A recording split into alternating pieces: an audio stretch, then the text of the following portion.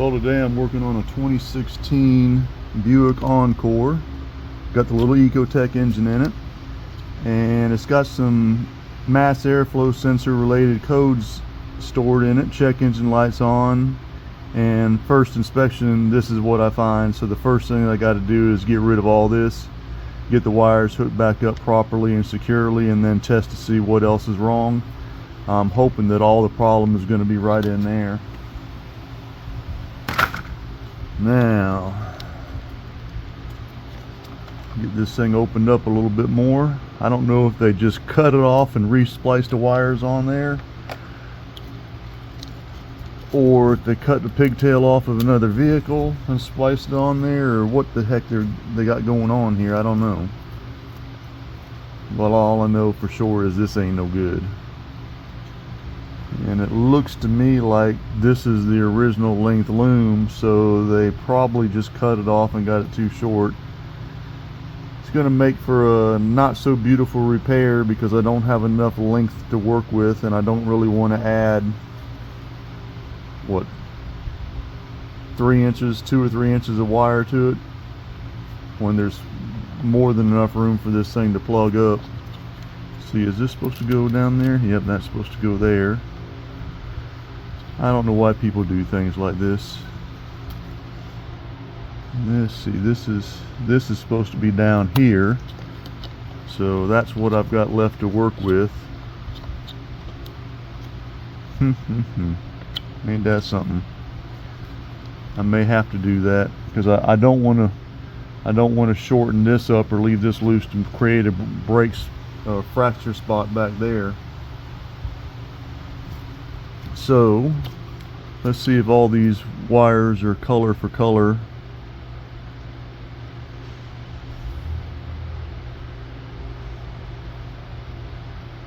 Well, that was not hooked up to anything. That could be one reason why we got a code. Let's see, we got a brown and white. Let's see how we do this. Yeah, this stuff just pulls apart. Looks like everything is pretty much color coded. The only one I'm worried about is this one right here. So I'm going to pull these apart, and then I'm going to see how that one wire affects everything.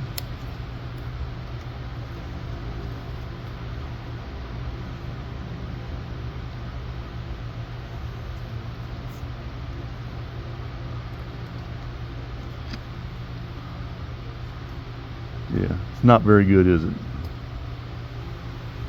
Yeah, I would say the quality of workmanship is low. In all honesty, when they're buying junk parts and junk tools to do a repair, what do you expect?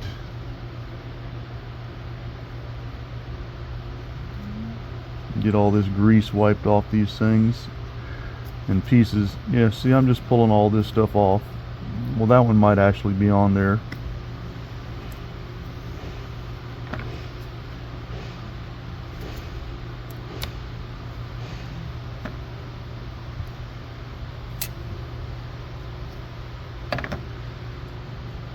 See that right there? That's a classic example of why you don't want to use these kinds of terminals. See how that round terminal has now got a lip right there, and it's just because it's a cheap terminal and it's been improperly crimped, and this terminal split, and if you put any kind of load on it at all, it's going to give out. So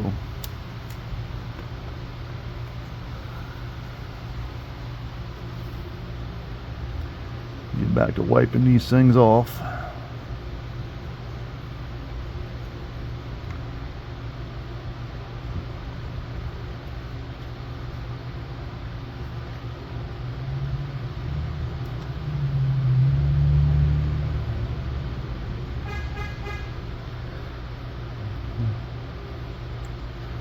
I thought for a minute I just had 2 white wires and that was going to be disturbing, but that's a white with the brown.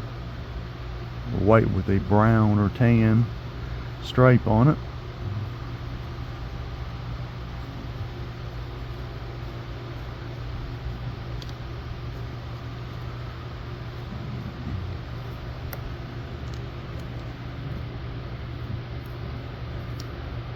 and I got a feeling I'm going to wind up having to strip out some of these, or extend out some of these wires.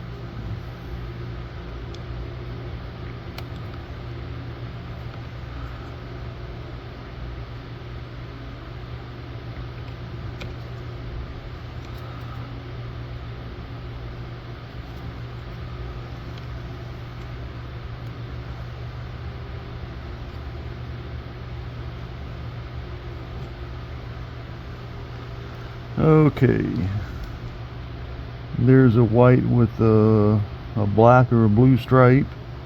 That's going to match up to this one.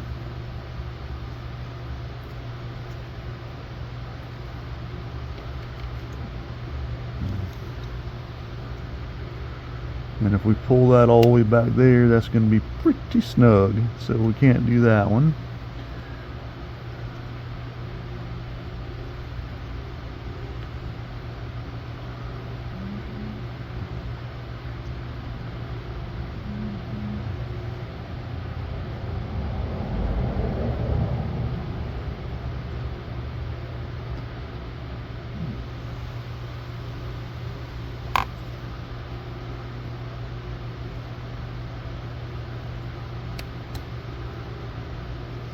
What I was doing is just tugging on that to get it to straighten out a little bit. And that is our purple and black wire.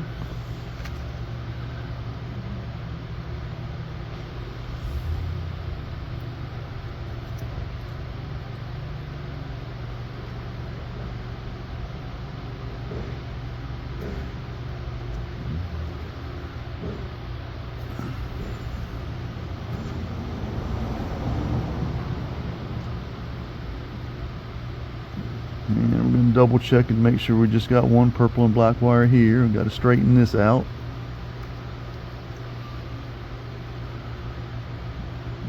And got to get everything lined up here.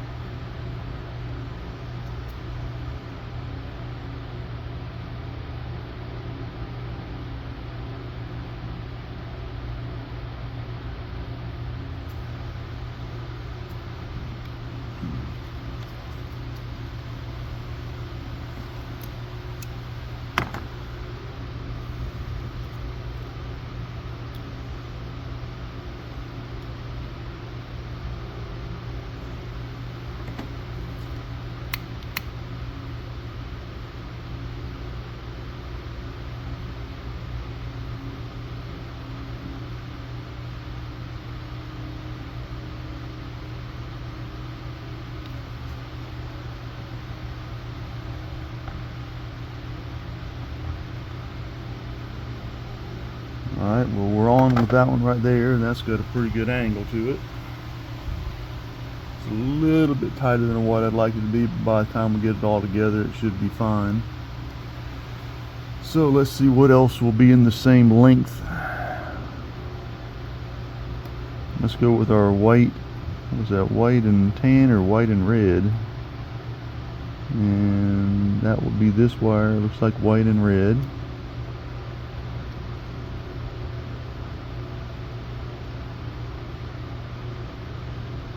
Wow, that was too short. White and black.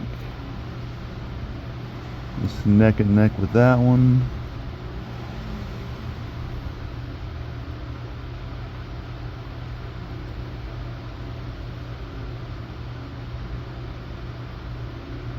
The yellow one looks like it'll be okay to splice back. And what I'm doing is I'm just dragging the wire through the opening to stretch them back out and get a little bit of the kinks out of them.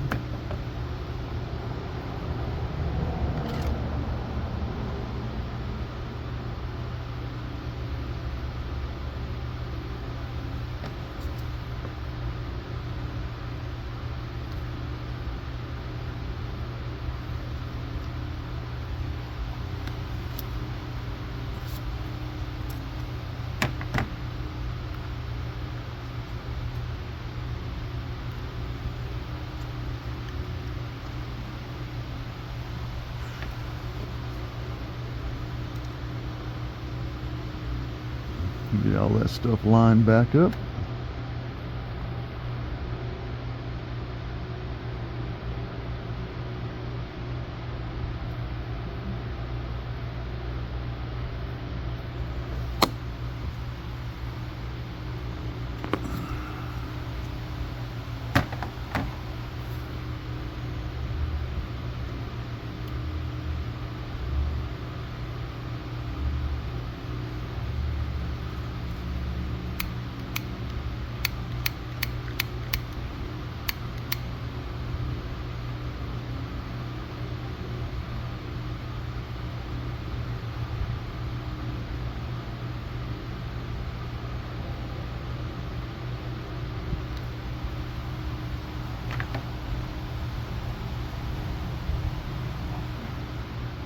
That's 2 down and 6 to go. Wow. Let's see. Looks like this green one should be fixable. Got to strip just a hair bit more wire out.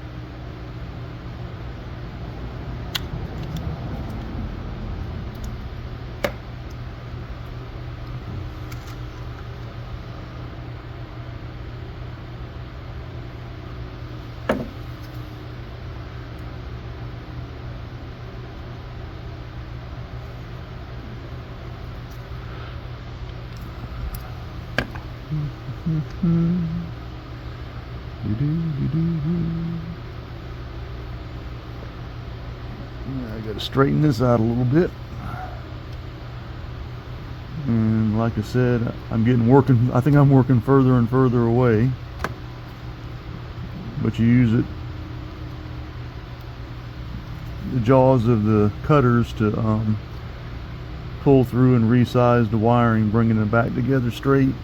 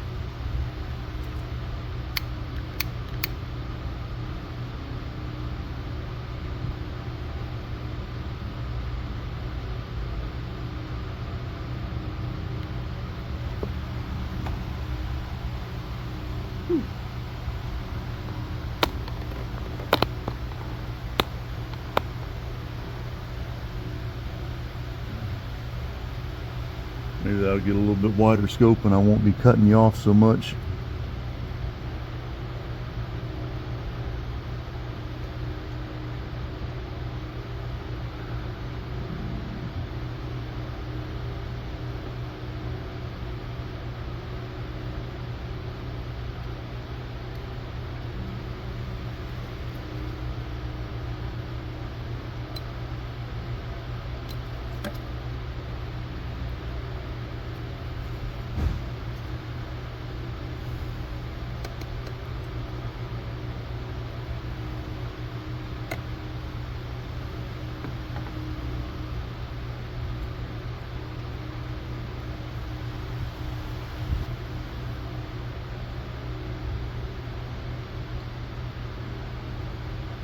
And what I got to do is figure out, see how they got too much wire stripped back, but if I cut it in shorter I'll be screwed. So I want to make sure that I've got more than enough heat shrink to cover that and to cover the other side where it's a little too long also, and I do. And I just got to be real careful when I line it up that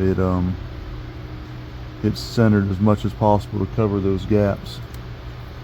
And it's not so much that I need to cover it as I need the strain relief.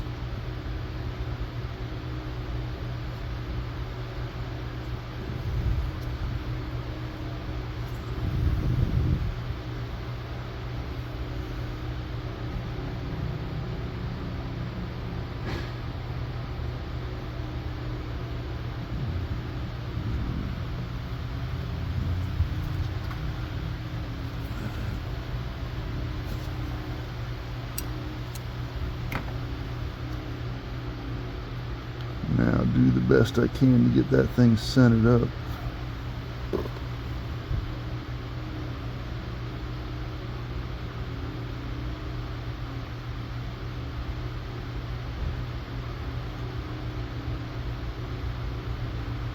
A little bit long on this side will be okay because there's more exposed wire and more strain relief is needed.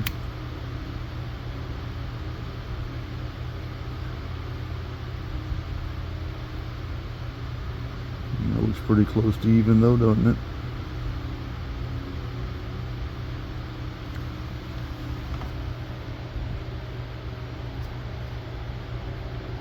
Let's see, we got a black with a purple stripe, it looks like. And just a plain black,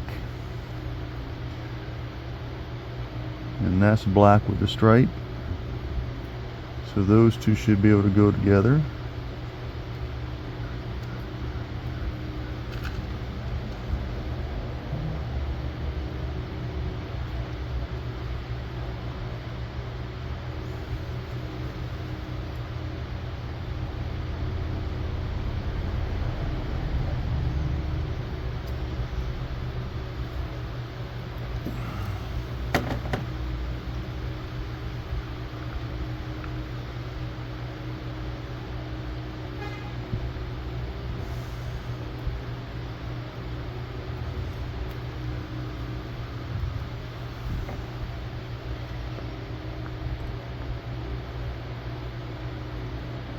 I'm just going to make sure this is just plain black, and it is. I think there's a possibility they might have had these two black wires crossed.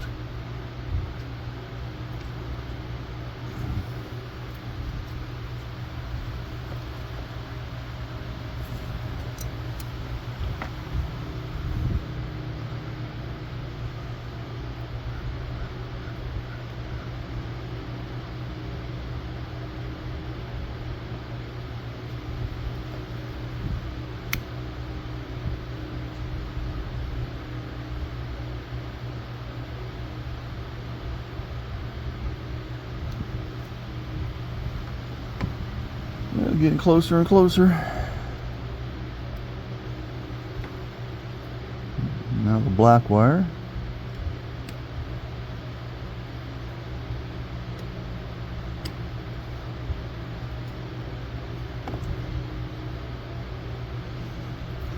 I guess we're going to wind up being able to splice all these back together. It'll just be a little chunky in one spot.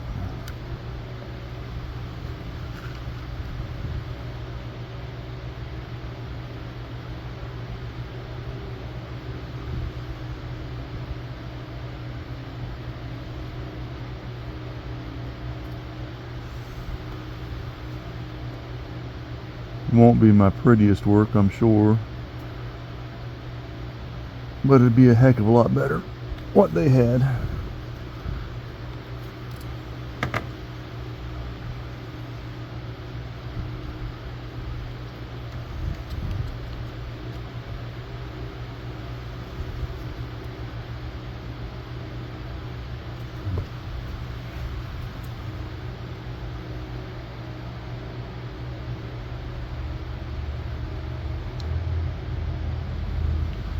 Oops. About to mess up there. Gonna let it slide out.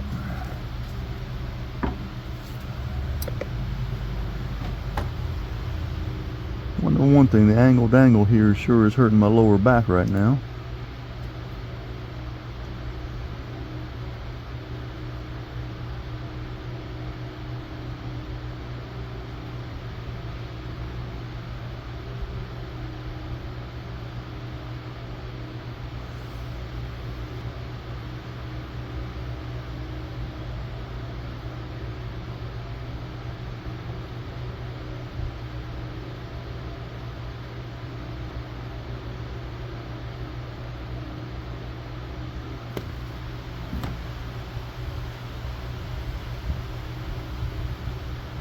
Looks like two more wires.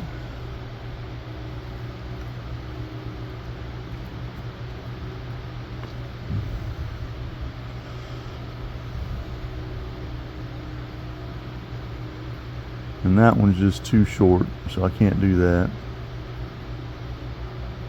And that one's too short too, so I got to extend both of those wires out.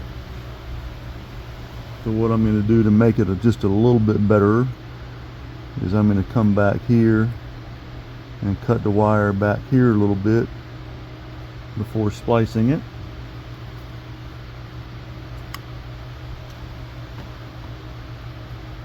And then I'll cut this other one just a little bit further back.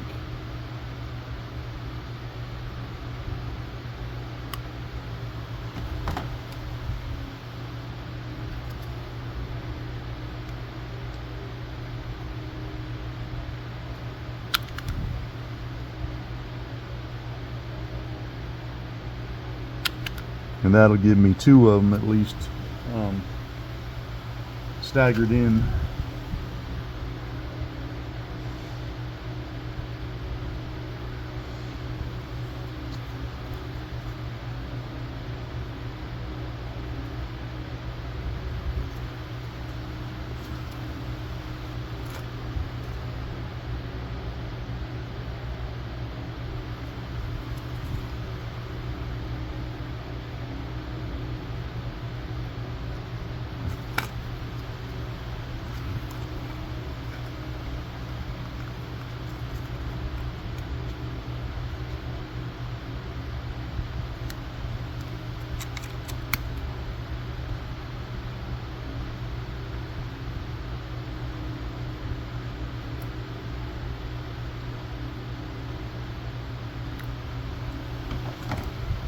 Okay, so that is my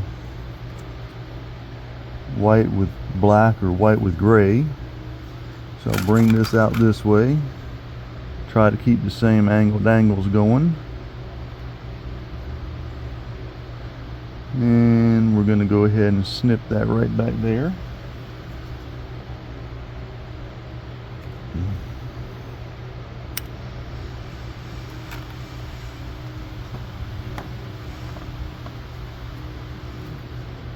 And then I got to go back and take another little nib out of there so the length will be right.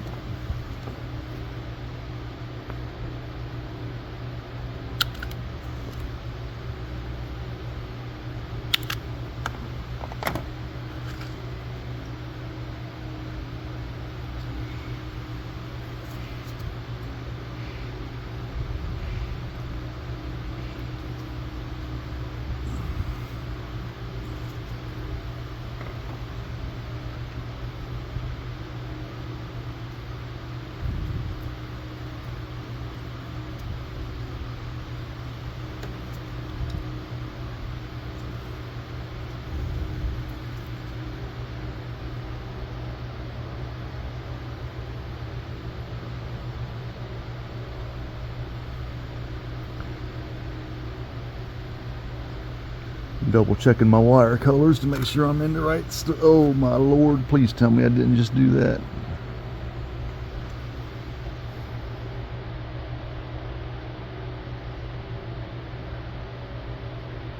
I did not have it crimped yet and pull a little sideways motion on it and made it slide out the joint. There we go.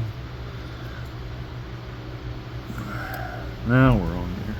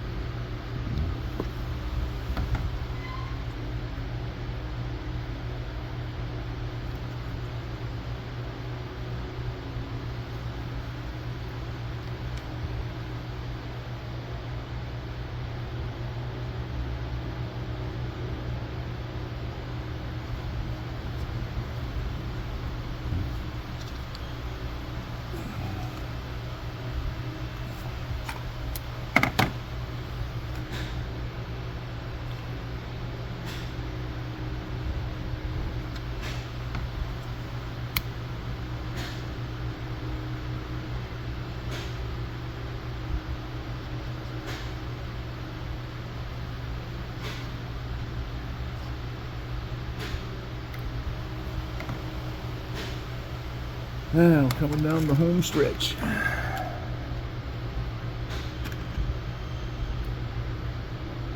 And we're going to bring this back just a little bit further than that one. And we'll make the little cut back here.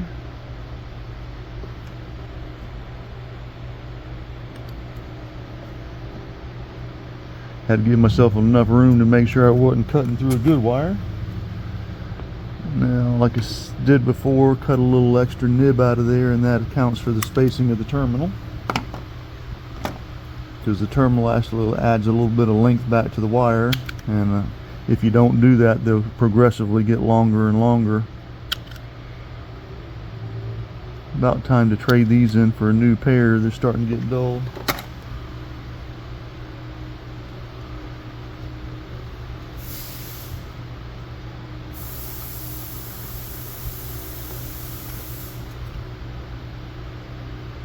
I really wish somebody would come up with splicing terminals or butt connectors, whatever you want to call them, like this for smaller wires, because these 18 to 22 gauge terminals, I can use them pretty well for these small wires, but it's getting to where you can't. And the ones that you can find on Amazon and eBay, they're just all garbage. They got no strength to them, and nobody sells a crimper that's got the right dies to crimp it properly.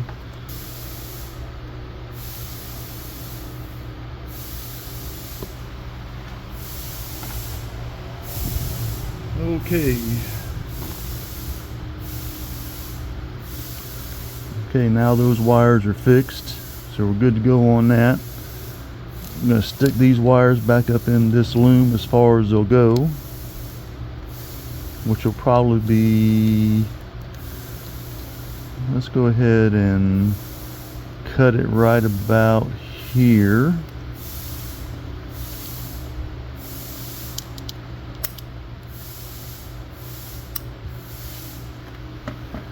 And we'll see if we can get that slid up over these things. Usually when you stagger your joints, you can get it slid on there pretty well. Now what I'm going to do before I finish this up, I'm going to go check and see if we got any codes.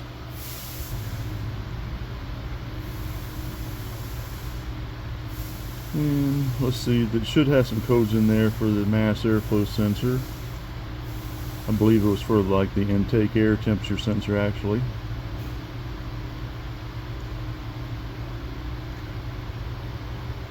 Which is going to be part of the mass airflow.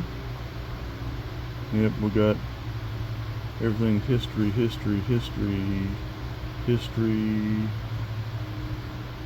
So in theory, all these air intake temperature sensor codes, plausibility, low mass airflow sensors flow, we should be able to clear out and have them go away.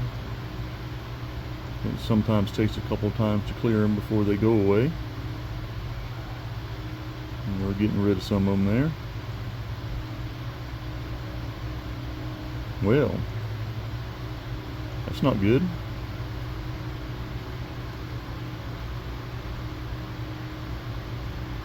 Well, these are current codes. It says failed and failed.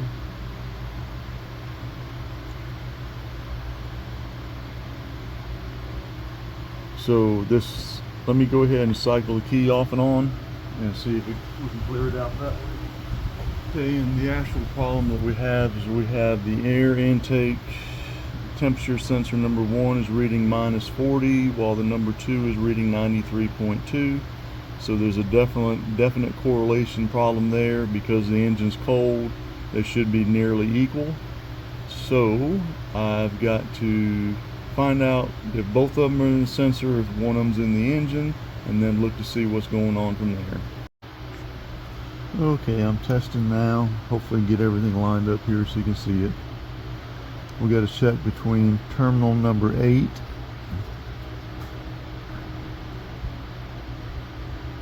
it should be right there, and ground, and we got 5 volts, so that means that's good. And it was 1, 2, 3, 4, Still got 5 volts, that's good. So what we got to do now is we're going to move this lead over here. Now we saw that we had 5 volts earlier, so what I'm going to do now is I've changed my meter settings to where it's going to read amps, so that gives me basically a pass-through connector or a long jumper wire, and we're going to jumper from 8 to 4. 1, 2,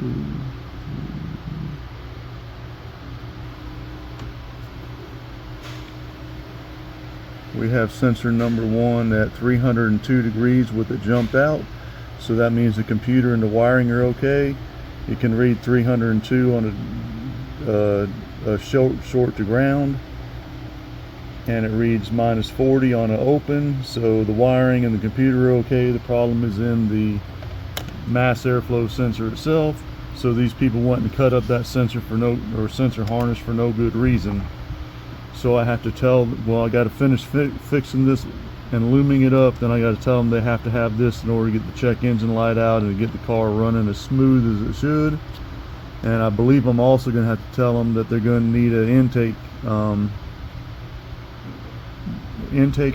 gasket. I don't remember which, because I thought I heard it sucking air back there earlier, but that's a different subject altogether.